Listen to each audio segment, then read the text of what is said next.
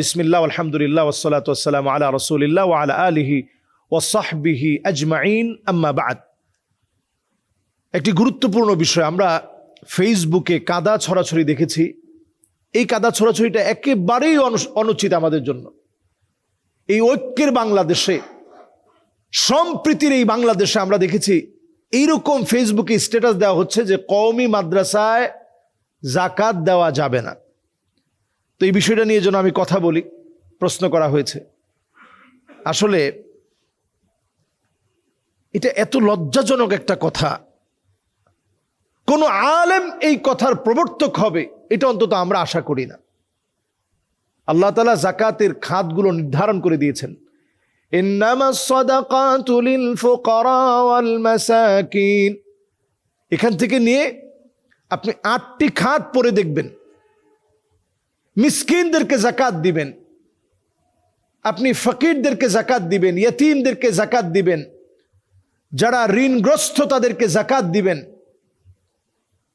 এরপরে যাকাতের সমাজ ব্যবস্থা যখন কায়েম হবে, তখন যারা এই খাতে কাজ করবে, এটাকে ইনশিওর করার জন্য যারা কাজ করবে তাদেরকে যাকাত দিবেন।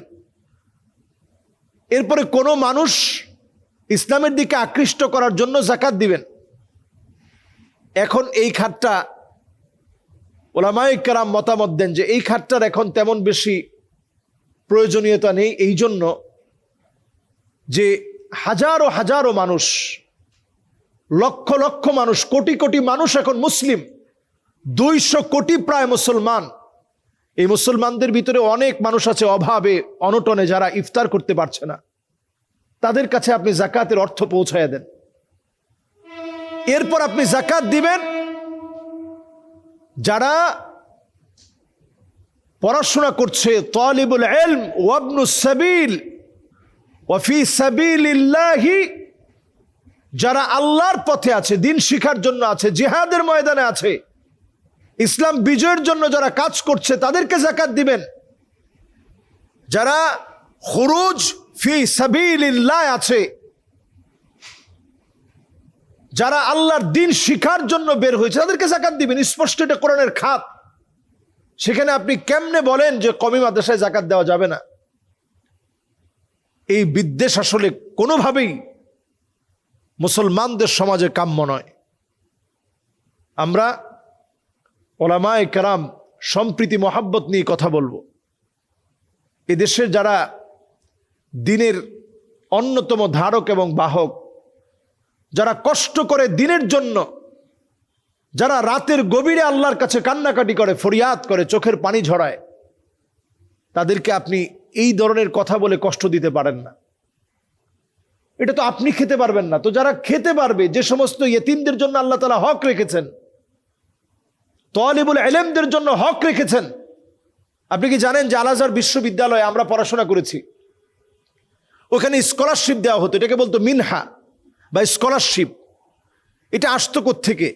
ওয়ার্ল্ডের বড় বড় দেশ, কুয়েত, কাতার, সৌদি, বাহরাইন, এরপরে দুবাই, এই সব দেশের ধনীরা আল আজহারে যাকাতটা দিত। সেখান থেকে স্কলারশিপটা, আল আজহারেরও বড় বড় অনেক জায়গা আছে যেগুলো থেকে তারা নিজেরা যখন এই অর্থগুলো পেতেন, সেগুলো থেকে তালিবুল ইলমদেরকে তারা একটা মিনহা দিতেন, স্কলারশিপ দিতেন। আমাদের পিছনে প্রত্যেক মাসে $400 খরচ হতো। আমাদের খাবার দাবার, গাড়ি, আমাদের বই পুস্তক, এবং আমাদেরকে যে স্কলারশিপটা দেওয়া হতো, এই যে 40,000 টাকা, এটা কোত্থেকে আসতো? এটা আসতো যাকাতের টাকা থেকেই। এই জন্য এটাকে ছোট করার কোনো সিস্টেম নেই। আল্লাহ তাআলা যখন আপনাকে খাওয়ার মতো বানিয়েছেন তখন আপনি খেলেন, দেওয়ার মতো যখন বানিয়েছেন তখন আপনি দিবেন। এর নামই তো ইসলাম। হাক্কুন লিসসাইলি ওয়াল মাহরুম, এটা বঞ্চিত মানুষের অধিকার। তো আপনি যেহেতু খেতে পারবেন না, যারা খেতে পারবে তাদেরকে আপনি দিতে নিষেধ করবেন কেন?